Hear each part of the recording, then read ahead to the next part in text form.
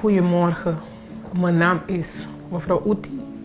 Voordat ik naar de kerk was gekomen, was ik altijd ziek. Ik had problemen met mijn rug, 18 jaar. Ik had problemen met mijn hart vanaf mijn geboorte. Met mijn maag, met mijn handen, met mijn geheugen. Alles gaat niet goed.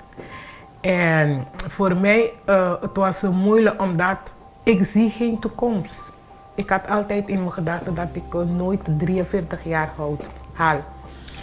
Maar voordat ik naar de kerk was gekomen, mijn dochter was naar zijn tante gegaan en ze heeft zijn familie was zo gelukkig. En ze heeft gezegd, als het zo is, dat wil ze zien in mijn leven. En zij heeft me gebracht naar de kerk en dezelfde dag ben ik genezen van mijn rug.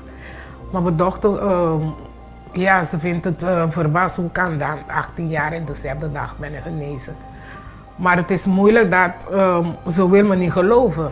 Maar toen ik was naar de fysio gegaan en de fysio heeft me gevraagd, wat is het gebeurd? Omdat mijn rug was normaal geworden. Ik had geen pijn meer.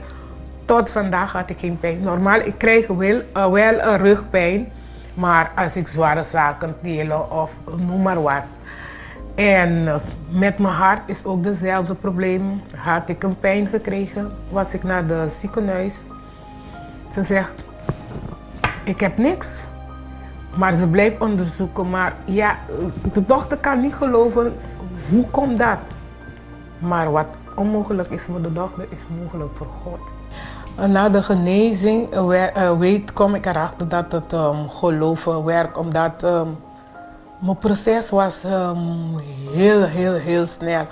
Omdat ik was in januari 2005 in de kerk gekomen en ben ik genezen van mijn hart en van mijn maag. Ik weet niet eens wanneer mijn moeder was gestopt medicijnen voor me te sturen, want mijn moeder moet medicijnen voor me sturen vanaf Curaçao. En mijn handen weet ik ook niet wanneer ik was genezen. Tot toen ik was mijn dochter zijn haar in de kamer. En mijn dochter zegt, hè? Ik kamde mijn dochter zijn haar. Dus dat betekent dat mijn handen waren genezen. Dus zo ben ik genezen met mijn geheugen. En toen ga ik er zelf voor harden, strijden. En voordat mijn dochter naar de kerk was gebracht, was ik van plan om zelfmoord te gaan plegen. Want ik zeg, er is geen hoop meer voor mij. Ik heb geen leven. Maar hier ben ik. Vroeger, fysiek, had ik alles. Maar ik was leeg van binnen. Ik was dood. Die leegte was vervuld om op een woensdag. Ik zeg, mijn God, ik ben zo moe, zo zat. Kom, neem alles van me af. En toen voelde het alsof iets heeft, weet je, van mijn hart weggehaald. Maar ik draai me om, ik zie iedereen was aan het bidden. En toen heb ik een vrede, een rust. En ik voel me zo gelukkig. En zo blijf ik aan het strijden. Ik kom dinsdag naar de dienst voor mijn genezing. Ik kom vrijdag voor mijn bevrijding, want ik was ook depressie. 4 jaar ben ik ook genezen.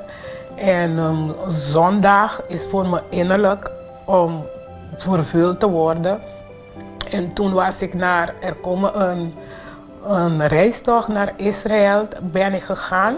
In hetzelfde jaar 2005. Ik had er nooit gedacht dat ik zou gaan, omdat ik had ook schulden. Maar God heeft een deur voor me geopend, ben ik gegaan. En 27 september 2005 ben ik vervuld met de Heilige Geest. En nu mijn leven is helemaal compleet. Vandaag de dag ben ik zo gelukkig. Problemen hebben wij al. Maar in mijn binnenste mag ik geen zorgen, omdat ik weet dat God is met mij en het komt goed. En als u zit niet te kijken en je hebt problemen in je financieel, in je familie, noem maar wat.